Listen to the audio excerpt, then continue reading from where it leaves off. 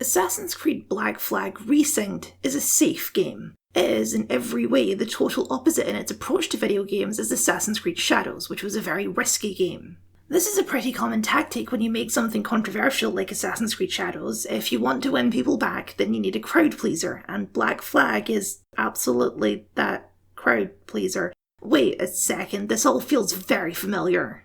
It's been an interesting year for Assassin's Creed. I suppose it always is. That's part of the joy of a forever franchise like Assassin's Creed. Something new is always happening. What we've gotten since I last covered the series is our first look at Period 3 of Assassin's Creed in action, and it's been a tumultuous start.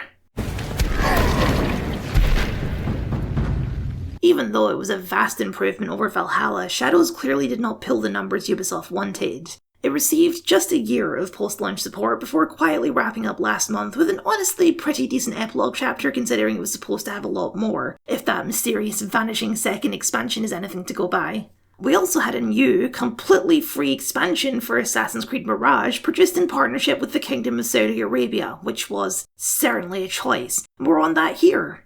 And now, finally, we arrive at the next big release. Black Flag. Again. Okay, I don't want to have a big debate over whether games should be remade or not. If you want to have that discussion, I recommend this video by my friend Cal the Skeleton. But there's no point debating it now, it exists, and as much as I'd love to tell you that it's a creatively bankrupt pale imitation of the original, I can't. It's pretty good, I had a fun time with it. So, yeah, let's just move on. We know why they remade Black Flag. Money. The more interesting question to me is why they remade Black Flag. Surely if you're going to start doing the remake thing, the obvious place to start is the first game. Or is it? Mirage was already a spiritual remake of Assassin's Creed 1. It brought the series back to the Middle East, it brought back the white robes and the missing finger, and the bigger focus on stealth, which people think the original game had, even though it's mostly sword fights in the street. So jumping straight from that back to Assassin's Creed 1 might feel a bit samey. I speculated back in my Mirage critique that it would be the start of a pattern, and with the release of this game that seems correct. 1 year we'll get a big expansive RPG, the next year we'll get an older style action game. Although, it seems more likely now that it's not going to be older style, it's just going to be an old game. But still, why Black Flag? Why not Assassin's Creed 2? I said back in my original critique series that the modern conception of the franchise begins with Assassin's Creed 2, with Ezio and the Italian Renaissance.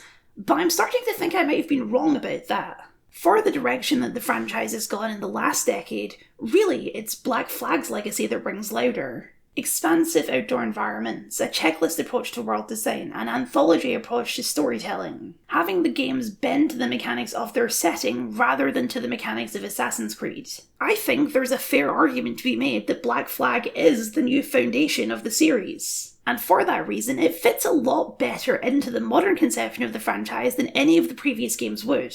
A remake of Assassin's Creed 1 will need a lot more work to turn it into a modern game than Black Flag would, because, frankly, Black Flag still feels like a modern game if you go back and play it today. And the remake doesn't change nearly as much as you would expect a remake to change, because it doesn't have to. It's one of the strangest remakes I've ever played for that reason, and instead of faffing around about it any longer, we should probably just get into it. So, without further ado, let's talk about Assassin's Creed Black Flag.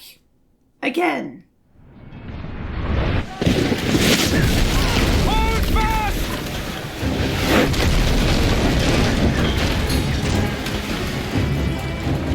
She's on us! I firmly believe in the idea that a remake does not in any way serve as a replacement for the original. Remakes are different games, and they should be considered that way. What's extra bizarre is that despite all the headlines about this being the definitive way to play, Black Flag Resynced seems to agree with me. Fundamentally, it's not its own game. You could certainly play it without playing the original, but so much of the remake exists in creative dialogue with the original. Because, unlike most remakes, this remake is also a sequel. How? Because of the Animus. Assassin's Creed 4 Black Flag and Assassin's Creed Black Flag Resynced both exist within the same continuity. You are two different people exploring the same memories. If you wanted to get the full story of the series, you would have to play both. To make this work, Resynced doesn't change a single line of dialogue from the original game. It doesn't even feel accurate to say that the cutscenes have been remade, they're just remastered versions of the originals. Shot for shot, with only a couple of very minor changes that might just be mistakes. I don't mean they re-recorded the same lines, I mean it's literally the same audio files outside of a few minor recasts. Did it rub you wrong when I took this brig as mine own? It was a sort of rub I have learned to endure, sailing among faces of such fairness. It's true. Most of these men wouldn't accept you as a captain. For that reason, I think the name is accurate. It's not a remake or a remaster, it's a weird middle ground, a resynchronization. I don't think that had a meaning before now, but now it means this. That does mean that there's no point in talking about the bulk of the story, because it's identical. I'd just be block quoting my original critique word for word. The only changes Resynced makes are either completely new or presentational. The graphics, the UI, and the gameplay. Things which have always been contextualized as part of the animus, and so can change without clashing with the original. While we can get all cynical about the reason the remake exists, it's clear in actually playing the remake that the people who made it absolutely love Black Flag. There is a reverence for the original game to the point where it's sometimes detrimental to the new one, but that comes up more in the new story content than in the gameplay. On the gameplay side, it feels like more give and take. The most apparent change is the controls, and specifically the combat. The game now plays like Shadows instead of like Brotherhood. Sort of. The combat is not nearly as intricate as Shadows. They've tried to split the difference between the new style of RPGs and the older style of counter-stab. There's no RPG stats or leveling or anything like that, but there's also no choice of weapons. Edward is only a cutlass man. You can parry and dodge like Shadows, but you don't have any of the special abilities, other than the power of kick. But if you do a perfect parry, then you can instantly kill an enemy which can be chained multiple times, recreating the counter-kill sprees of the original game if you can pull it off right. Unfortunately, after playing through the game twice, I think this ends up being the worst of both worlds. It's too complicated and difficult to capture the power fantasy of the original combat, and it's not polished and varied enough to be as mechanically engaging as Shadows. It always feels like a bit of a slog, especially on the occasions that the game throws a boss fight at you. It's not bad, it's functional. In a pure mechanical sense, it is better than the original because it actually requires some effort, but design choices are not made in a vacuum. Assassin's Creed Combat was like that because it fit the design the games were going for. Black Flag was never trying to be a hard game, it was trying to be a cozy game, just like all the earlier games. And turning the combat into a real challenge erodes that cozy feeling. To counter, stealth feels much better. Being able to crouch whenever you want is such a clear improvement and makes everything click so much more naturally. In the process, the remake has basically abandoned social stealth. You can still hire dancers to distract guards and blend in crowds, but the game never puts you in a situation to use them because the designers clearly know that it never really worked, and the game was always much more about hiding in the bushes. Although, unfortunately, they also carried over the most beloved feature of Black Flag, a very janky launch.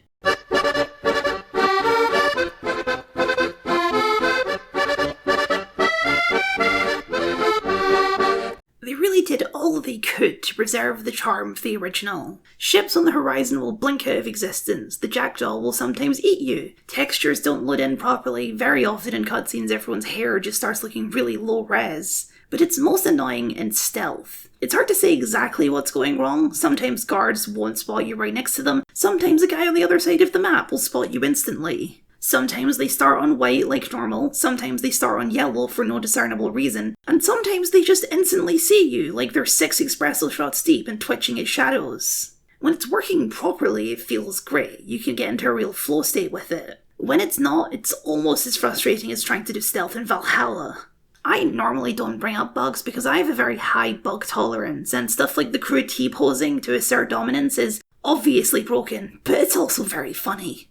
But there are few things more frustrating than broken stealth. Screwing up the stealth should be my fault, not the game's. It makes an odd pairing with how stealth has been rebalanced. They made a big deal in the marketing that there are no more instant fail stealth sections. If you do get spotted, the mission won't end, it'll just become an action section instead. I have mixed feelings about this. On the one hand, there's nothing more immersion shattering than having to keep reloading a save because the stealth is too difficult. On the other hand, there are times when being stealthy fits the story better. For example, there's a part where you have to sail through a group of enemy ships without alerting them. In the original, if you were spotted, then it's game over, because getting spotted would realistically screw up the entire mission. In the remake, don't worry about it, blow them all to hell, it makes no difference. Eavesdropping is the same. You can mess it up and the targets will either run to where they'd end up anyway, or drop a letter that gives you the info you need. But you miss out on a lot of conversations if you end up doing it that way. It might be bizarre to argue in favour of instant fail stealth, but the story was created with it in mind, and so taking it out leaves weird holes. On the other hand, sometimes you really just can't be arsed and want to start blasting, and it's nice to have that option. This is what I mean by give and take. Changes have been made, the rationale behind them is clear, but whenever you change something you lose as much as you gain. That's the nature of change, and those losses are not always positive. There's no mission replay, which is a loss, but also no perfect sync objectives, which I don't miss. The remake is more interested in immersion, and going out of your way to kill people with explosive barrels or whatever was always a very video gamey element. Plus the 5-star review system at the end of each mission, which was always utterly bizarre. The new dynamic weather is very impressive and keeps things varied, but it also sacrifices the control the original game had over environmental lighting and weather effects. They do still force the weather for big moments, but sometimes it's a massive thunderstorm during casual conversations, and it's quite distracting. The new UI is the best example of give and take. As part of their new unified approach to the series, Black Flag Resynced has the exact same UI as Shadows, and it's fine. It works, it's non-intrusive and easily readable. As a modern game, we've traded the minimap for a compass at the top of the screen, which you can also turn off if you find it too distracting. The loss here is personality. Take the ship upgrade screen. The new one is much easier to read. Everything is laid out and categorised in a nice grid. You can see everything at once. It's clean. What it doesn't have is the UI that flows like water. The little images of what you're upgrading that make those upgrades feel more tangible. We've gone from iron cannons and elite mortars to cannons 4 and mortars 3, trading personality for clarity. One addition I really like is the trinkets from Shadows. In the original game, certain outfits came with extra bonuses, like the Templar armor giving you a chunky damage reduction. In the remake, which preserves every single one of the unlockable outfits from the original, including the ones that were originally DLC content, these bonuses have been split from the outfits. So you can wear whatever you want and still get the bonuses from the trinket that unlocks at the same time as the outfit. You don't have to wear the cultural appropriation stealth outfit to get the stealth bonus, which is nice. What's just as important as the things that have changed is the things that haven't. Naval combat is more or less identical, with just a few new things to play around with, like the perfect brace mechanic, where you can negate more damage by timing your brace just right, like a naval parry. The ship gameplay was already basically perfect, and messing with it could only bring it down, so they don't mess with it. They also don't mess with the overall structure of the game and its approach to world design, which caught me off guard. Every side mission and every little island chest has been remade in loving detail. The loop of docking at an island, collecting all your little goodies and then moving on is exactly as it was. I'm not sure why I assumed this would change. I think just because the modern games don't really do it this way anymore. But I'm glad it didn't change, because that's the part of Black Flag I craved the most. The part that triggers the completionist part of my brain that desperately desires a little golden tick. Like with the story, the world map has been recreated in loving detail, with only a couple of new additions, including the bonus content islands of the original, which have been moved onto the actual world map. If you remember where the buried treasure was in the original game, then you will be able to find it again in the new one without even looking at the map, because they're the same. There's two audiences for a remake, new players and returning players. New players feels like the more obvious audience to aim for, but over and over, Black Flag Resynced feels like it was made for returning players. People who maybe haven't tuned into the series for a few years but are looking to satiate their childhood nostalgia. The most important part of that nostalgia was never the UI or even the combat. It was sailing across emerald seas under blue skies with the creaking of the boat and a shanty to pass the time. And that's what the remake is all about recapturing. Resynced is gorgeous. It does what the best remakes or remasters do. It looks like how I remember Black Flag looking, not how it actually looks. The murky, washed-out look of the original game was a choice. It makes things look more grimy and more like the colour grading of Pirates of the Caribbean, but I much prefer the bright colours of the remake. Nassau may be a rundown shantytown that smells like piss and disease, but I can understand fighting for it when you see that view. I think this is what most people wanted from the remake, the same game they've played before, but with a fancy shiny facelift that makes it feel new again. And for all the changes that have been made, I think the spirit is preserved. It feels new, but the same. It's as cozy as it ever was, like reuniting with an old friend. One of the most impressive parts of the visuals is underwater. You can now dive wherever in the world, not just in the special diving bell sections, and it's incredibly vibrant and colourful and almost magical to explore, a real highlight of the remake. Which is one of the many reasons it's so utterly awful that Ubisoft laid off the people who made it on the day the game came out. 51 people, the entire team from Ubisoft Barcelona, who not only designed all of the underwater mechanics and levels, but also the smugglers' dens, half the naval contracts, and an entire region of the map. Ubisoft is hardly alone in these layoff stories, and it's not even the most evil in recent memory, he says, glaring daggers at Xbox. But I wanted to point this one out in particular because it's too easy to hide behind numbers. Ubisoft laid off a team in Barcelona is abstract, easy to dismiss as just another reality of the industry. Ubisoft fired the people, the human beings, who made this wonderful, fun, engaging and beautiful art, on a project that's been one of their most financially successful in years. That's tangible, that hurts, not just now, but in the future. Think of all the talent and artistry they just casually axed so some execs' profit margins can increase by 3% or whatever. It puts a sting into engaging with the game at all. The Ubisoft Corporation does not deserve my money, and the people who do deserve it are not going to get it. There's a good argument that I should stop buying these games, and if someone wants to argue that, I don't really have a good defense for myself. I'm just on the hook. I'm an Assassin's Creed fan. I love these games. I think they're fascinating even at their lowest points, and I love talking about them. I love them as art, not as products. But unfortunately, the two will never be separate. The way we talk about games, especially AAA games, has always been misleading. Ubisoft did not make this game. Thousands of people across 13 countries made this game, and as usual they put in stellar work and created wonders while being treated like disposable rats. It's darkly funny that the game got review bombed on Steam for including microtransactions and not this, because microtransactions have been a franchise staple since, well, Black Flag, when they first reared their ugly head all the way back in 2013. Before that, if you count the multiplayer, those are just an authentic part of the experience. The corporate crust of greed you've always had to try and ignore to enjoy these games. They are hardly dishonouring the original creative vision by including them here. It's selfish of me to keep buying these games, but unfortunately I'm not as strong as I like to pretend I am, and sometimes my completionist impulses are stronger than my moral convictions. I can only take some solace in the fact that the industry is unsustainably fucked regardless of if they have my money or not, but that's cold comfort. I don't want a world where games like this don't exist. I want a world where the people who make them have job security and decent working conditions. I sometimes wish I could be blessed with ignorance. There's dozens of Assassin's Creed channels out there who never bring this stuff up, and I think they're probably happier that way, less conflicted about their enjoyment of the series. At the same time, it's so ironic that this is all attached to a remake of Black Flag, a game about the folly of greed and how the pursuit of wealth turns men into monsters.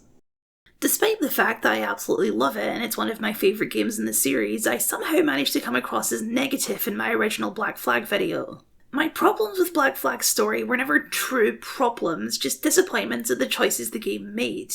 Edward Kenway is a very engaging character. I enjoy his story a lot and think it's one of the best written in the series. But it was also the safest choice they could have made, which is why I'll always be Team Adewale. I'll take an uneven new story over a well-done old one any day of the week. As someone so incredibly familiar with the original, the additions Resynced makes to the story are the most interesting part of the whole remake to me, and they cover a wide range of quality. At its best, the remake feels like an HD extended cut of the original game, adding small scenes and moments that feel like they could have been in the original game but were just cut for time or budget reasons and have now been added back in for a fuller picture. At their worst, the additions feel like bad DLC, with new characters that feel out of place and writing that's obviously from a different team with a different understanding of who these characters are. Almost Legacy of the First Blade levels of missing the point. My favourite additions are all extremely tertiary and easy to miss. Every side activity, every fort, every assassination target, every warehouse raid has had just a little bit more story injected into it. Each fort now has some dialogue with the crew as you approach, and some banter with the commander as you take him down. Contextual things like, this fort is where the Spanish keep all their gunpowder, this one is a prison, this one is rumoured to contain cursed treasure. Little details that make each raid feel more distinct and memorable. It's very minor, but each of these details brings a little bit more life into the world, and the cumulative effect is substantial. If you're going to add stuff, then this is the stuff to add. Superfluous stuff that only exists for immersion and investment.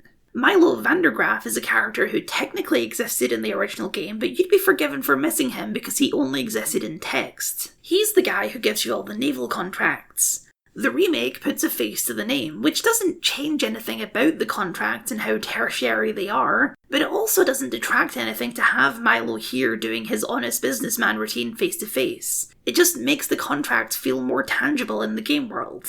Within the Animus framing, these make sense as things that could have always been there, it's just that these memories were not important enough to be included in the original simulation. This newer one goes in more detail, just like how we can render the trees in more detail as well. The main story is also peppered with additional scenes like this, nothing major and most of them with purpose. In the original, when it was time to get a diving bell, you just bought one from the harbour master, and you can still do that in the remake, but you can also do an additional mission where Adewale tells you about some pirates sitting on one that you can go and take for yourself. Most of the additional scenes revolve around Edward's relationship with his wife, Caroline, which, if you're going to flesh anything out, is a good place to focus. There's a new flashback where he tries to impress her with chocolate, only for her to reveal that as the daughter of a merchant, she's had chocolate before. It's a revealing moment for Edward's character. He feels inadequate compared to her wealth and class, and he has something to prove in finding his gold and riches. That element was always there in the original, but this edition drives it home and makes it more clear. I like it. It also ends up being the only full-on change the remake makes, which is the final conversation with Black Bart. The original load-screen conversation is all about Juno, and primarily exists to set up the upcoming twist where John from IT tries to turn you into a skin suit for his AI ghost wife. Since that part of the story no longer exists, the scene has changed to be more about Edward's wife and how it parallels Robert's relationship with Juno. I don't think it's as strong, but it's a necessary change with the loss of the original modern-day plot. And the post-death chats have always existed in Nebula's canonicity, so I don't think this is a canon-breaking change. My favourite scene the remake adds is an extra conversation with Mary Reed just after she reveals herself, where she asks about Edward's wife. He tells her the same old story about how he's doing all of this for her, and Mary tries to call him out on his bullshit. He's doing it for himself, and just using the idea of his wife to pretend otherwise. But at this point in the story, he's not willing to hear it. It's a little moment that feels like it was always there. It gets to the heart of Edward's flaws and solidifies another layer of their relationship that was always present in the original, but never focused on. The cold, hard truth is that Edward knows Mary much more than he ever knew his wife. That's why in the dream sequence later, Caroline morphs into Mary. Caroline only exists to him in the abstract. When it comes to an actual human relationship, it's always been Mary. Even if their relationship never became romantic, she sits in that same window. She likes him, despite herself, which is why she gives him so many chances that he doesn't deserve. But it'll never be more than that. Just two ships passing in the night. These are the scenes I craved in the remake, because my favourite characters in the game are Mary Reed and Adewale. Unfortunately, they're also the characters who were the most fleshed out in the game already, so the additional scenes they get are minor compared to some of the other supporting cast. Some of that focus goes where it's needed, like Anne Bonny. The remake introduces her much earlier in the game and always has her around during the Nassau scenes just so she feels more established when she eventually takes over from Adewale. A small but meaningful change to the pacing of the game. However, the majority of that focus goes to the big boys, the fan favourites and clearly the developer favourites as well. Blackbeard and Stede Bonnet.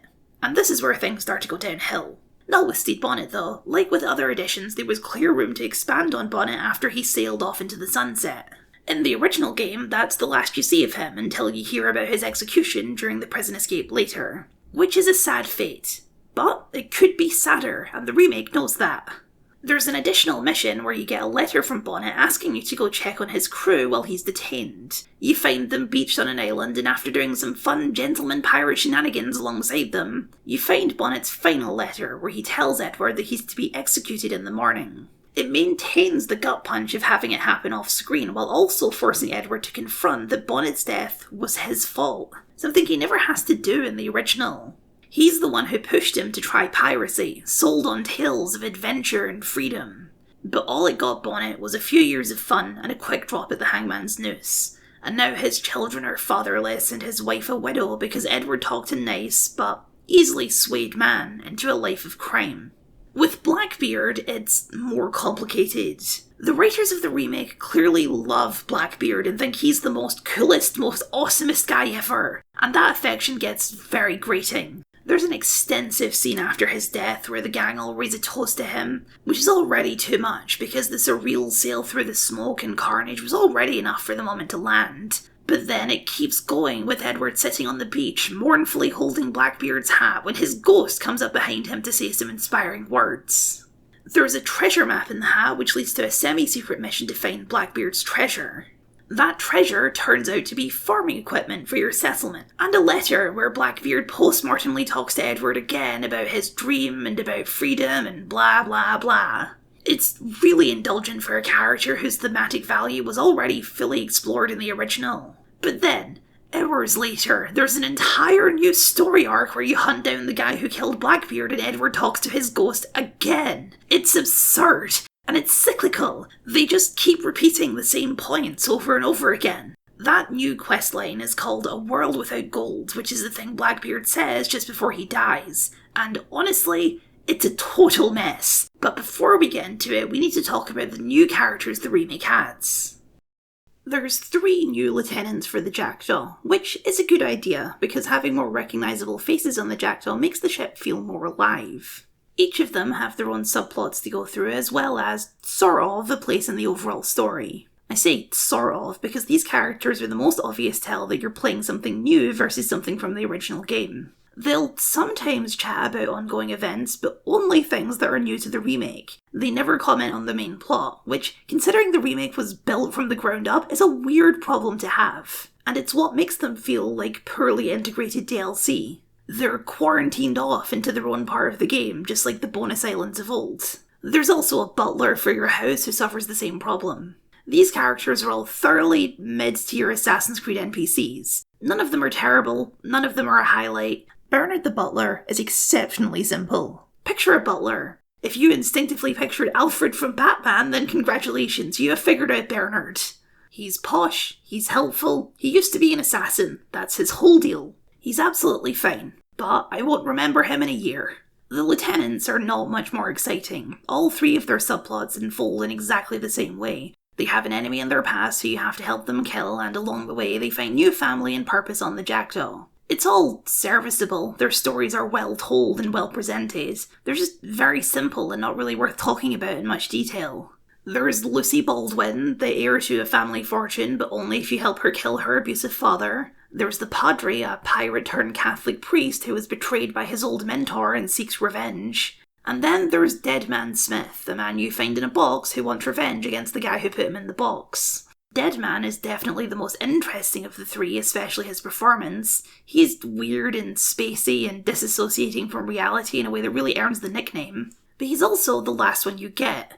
Hours and hours and hours into the game when you're basically already done because his recruitment is tied to the World Without Gold plotline, which only unlocks in the last sequence of the game.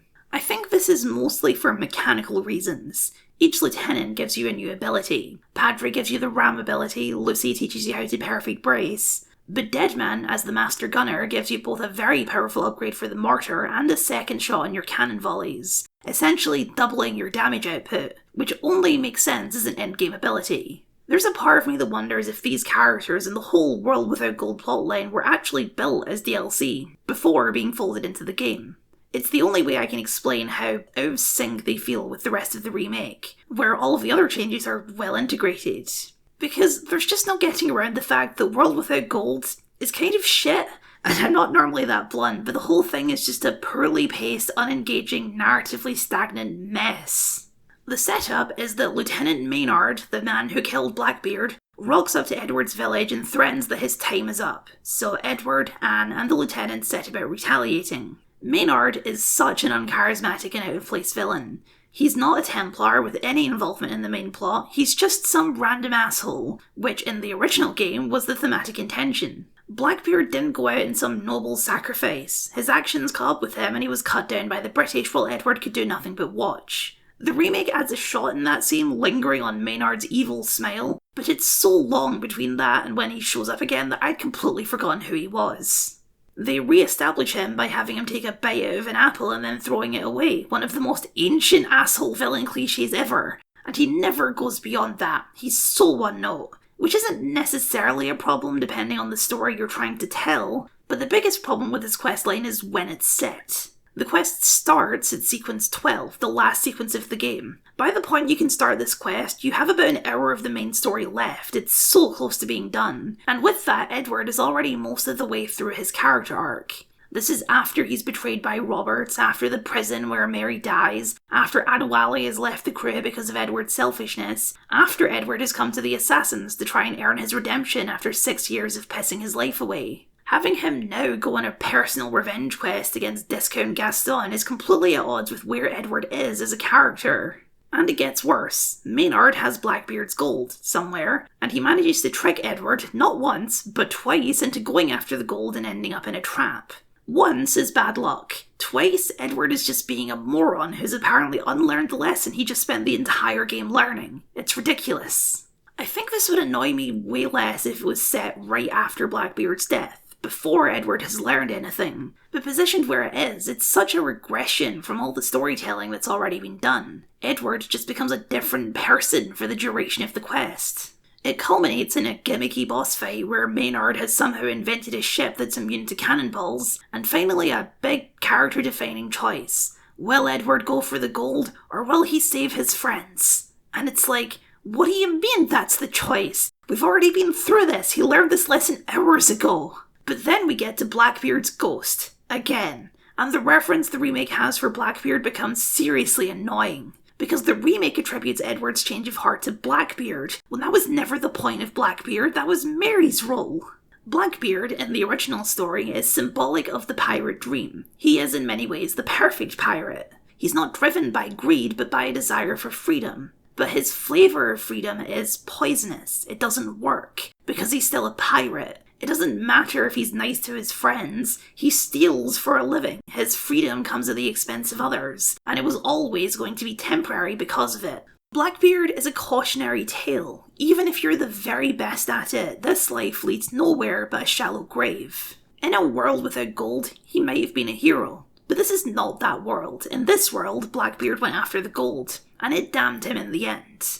The remake doesn't change anything, so this is still his role in the story. But all this guff they add complicates it so much by trying to reframe Blackbeard as Edward's spiritual mentor, and not, as he initially was, a flawed mentor. And at that point it feels like someone rewriting history because they think Blackbeard is cooler than Mary Read. It's infuriating to play through.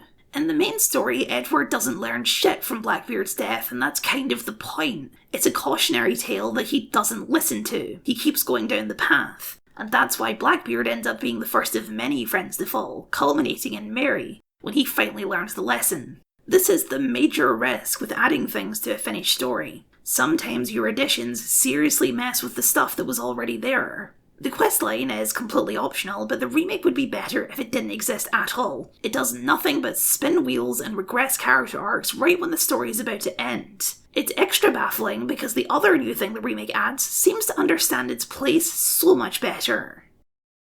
Despite what you may have heard, Black Flag Resynced has a modern day story. It's not the same story as the original game, but it has one. Well, okay, technically it has a future story. Since I made my Shadows video, what they're trying to do with the sci-fi elements of the new games has become more clear. And despite everyone's apparent love of wandering around a game studio, I think what they're doing now is more interesting. Within the timeline, it's now 2096, the Templars are more powerful than ever before, and the world has become a cyberpunk dystopia akin to Ready Player One, where everyone spends all their time living inside the Animus, exploring the memories of better times. That's you, some miserable schmuck who's purchased an animus ego to forget the present and live in the past. But ego is the Templars' greatest weapon. It's a brainwashing device, keeping the people docile and obedient. Their plan of global subjugation has finally come to fruition, and it's being overseen by an artificial intelligence which embodies their philosophy. But there are other forces at work.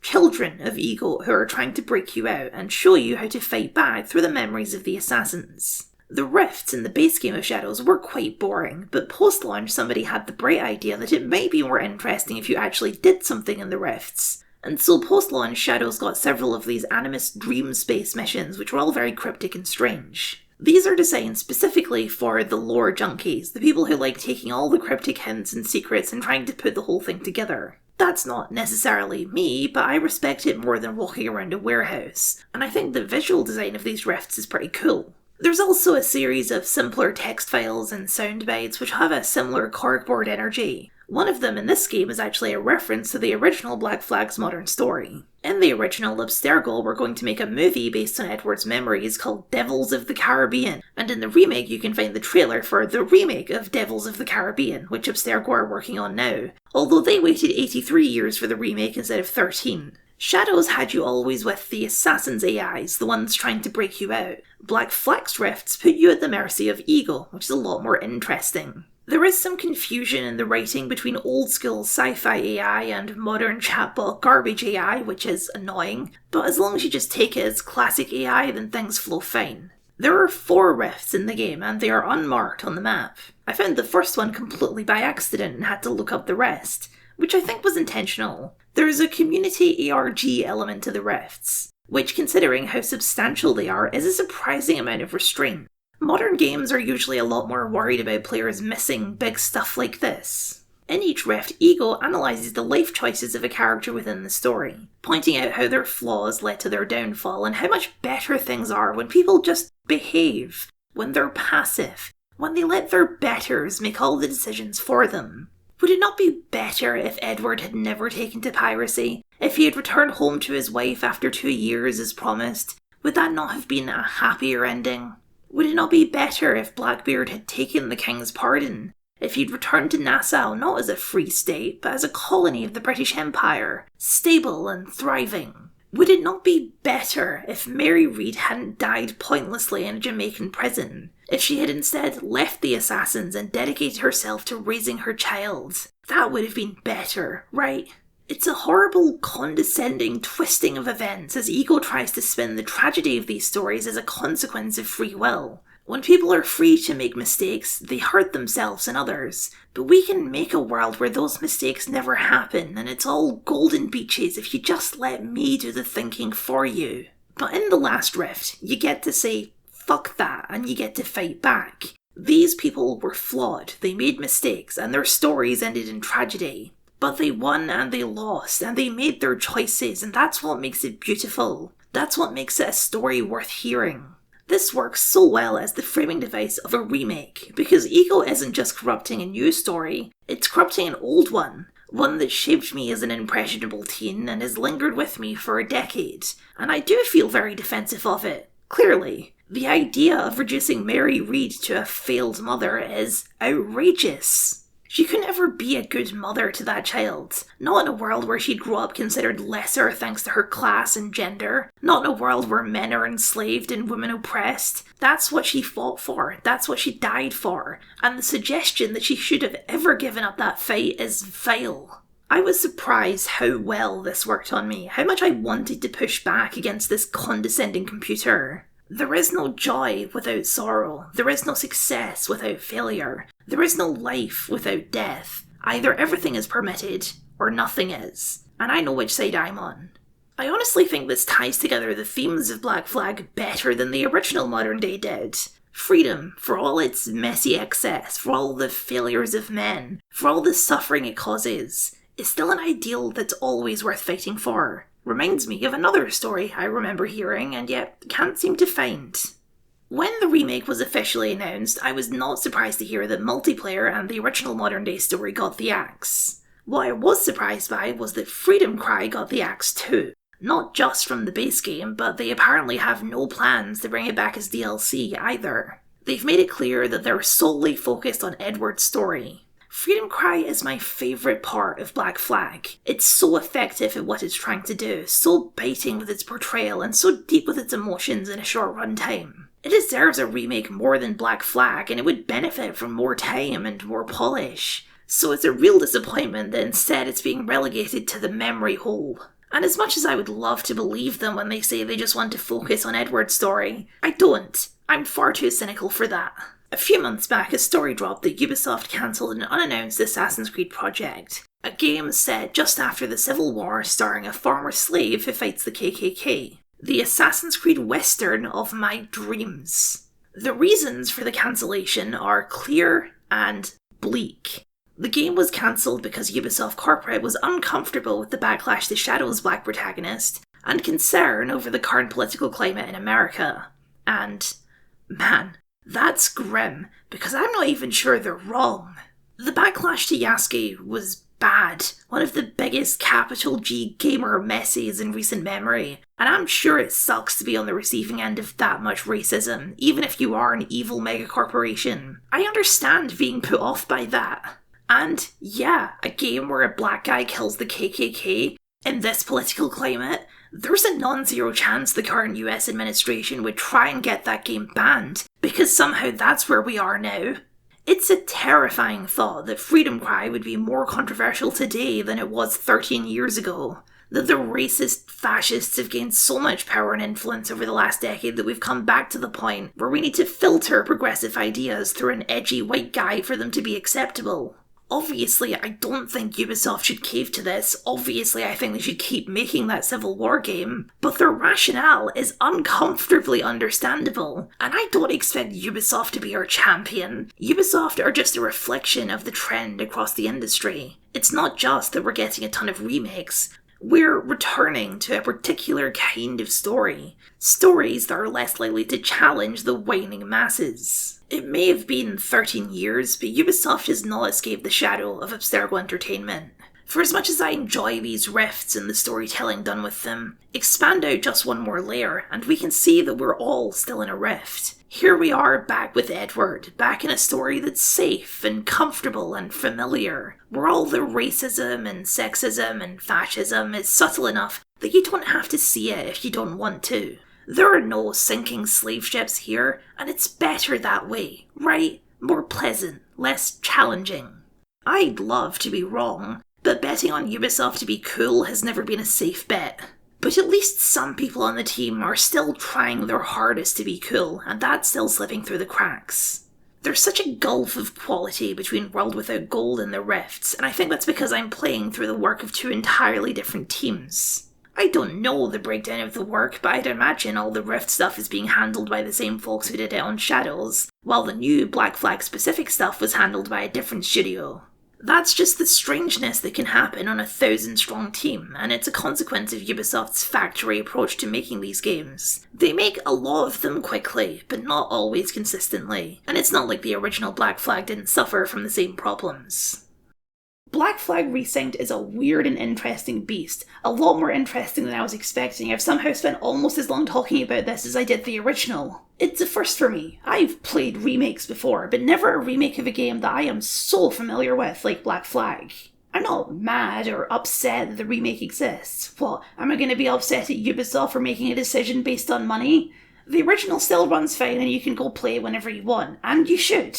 But I am absolutely the type of person who needs an excuse to revisit an old favourite. That's one of the driving forces of this channel, ultimately. As for what's next, well, Black Flag is already teasing the next game, the still as of yet unnamed codename Hex, the German witch hunt game by Ubisoft Montreal, who I would love to see redeem themselves after Valhalla. As for remakes, the rumour mill is now circulating around a proper Assassin's Creed 1 remake, which will certainly be interesting if it happens. Are they going to keep all the dialogue again? Are they going to make new players stand in a room for 10 minutes while two cultists talk about philosophy? What are they going to do?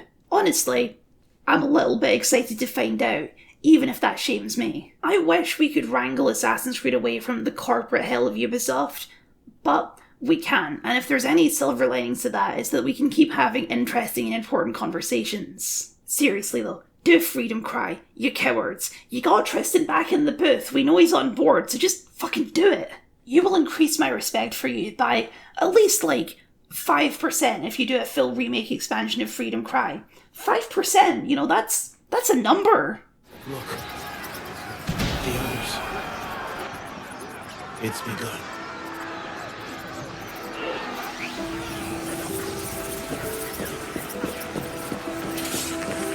It's time to go.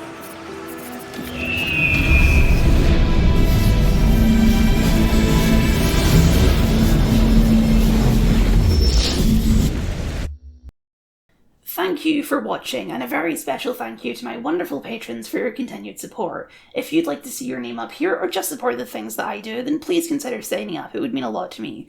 As well as a like, comment, share, subscribe, and ring the bell. To see my opinions on all of the Assassin's Creed games now, until forever I guess, you can find them in this playlist up here, or for just specifically my original Black Flag critique, you can find that down here. Now, I think I need to go play something other than Ubisoft games for a while, just to cleanse my palate.